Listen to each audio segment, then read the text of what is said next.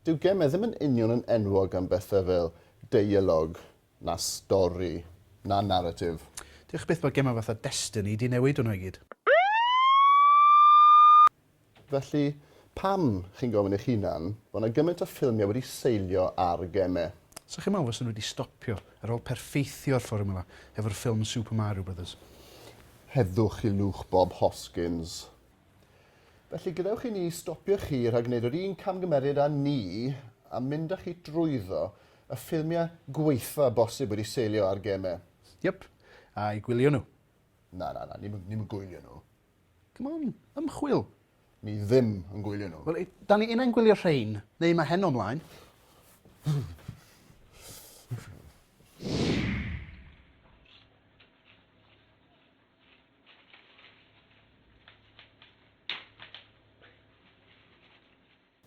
Double Dragon, ffilm wedi seilio ar gemau retro beat-em-up.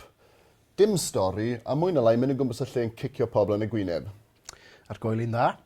Mae'r ffilm wedi seilio yn y dyfodol pell 2007 ac yn dilyn y dau frawd o'r gêm Billy a Jimmy Lee wrth nhw drio drechu'r dihiryn Shuko. Robert Patrick o Terminator 2, jyst gyn sacio i asiant. Ac achub y byd neu rhywbeth. Y brodyr Billy a Jimmy, sylwch. Brodyr. Bod un yn wyn. A'r llall... ddim. $50, man. We accept all major credit cards, including American Express. George Hughes wedi cael dyddiau gwell. Na, nath yr actio ddim ennill unrhyw opera. Ac am y deialog. But I consider you like a son. And like a son, I can always have another. However, there's only one double dragon. Mae mhen i'n brifo. A'r effeithiau?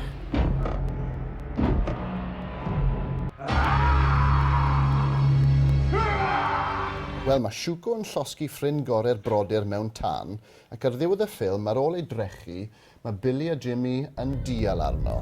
O, edrych. Hey, why you hitting yourself?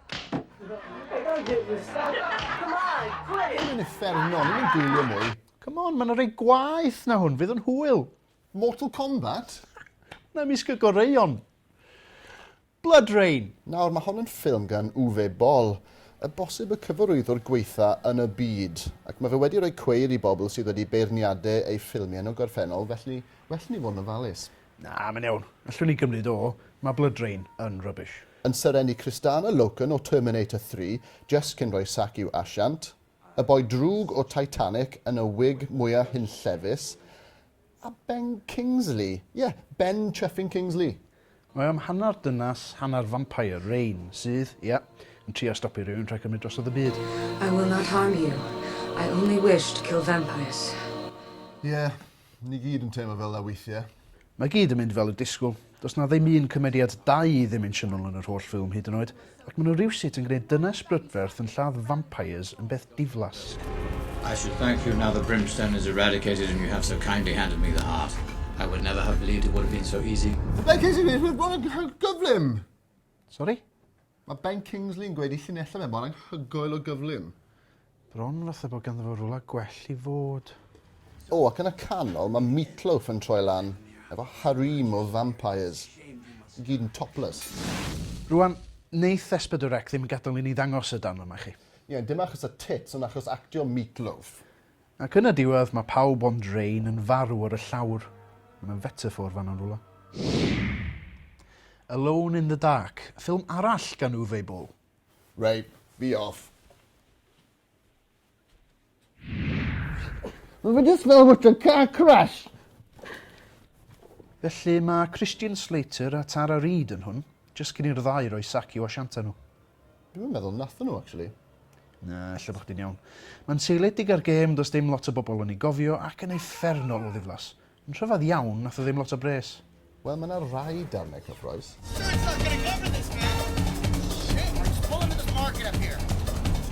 Fydd yna fwy o foxes i crasho fewn i fyna, siwr o fod.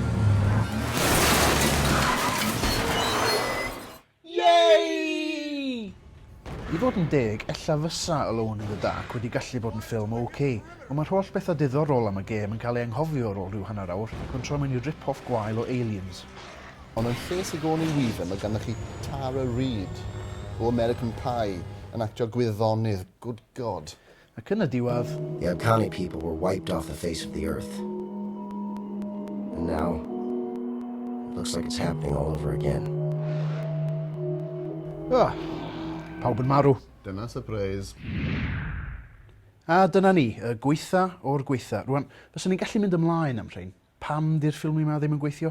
Y gwahaniaethau sylfaenol rhwng gema a ffilmiau, a'r ffaith bod Tara Reid wedi actio gwyddonydd. Ia, ni wedi bod yma am 7 awr yn barod. Felly, tro nesaf, mynwch efo ni pan fyddwn ni sbio ar Street Fighter, Prince of Persia. Na.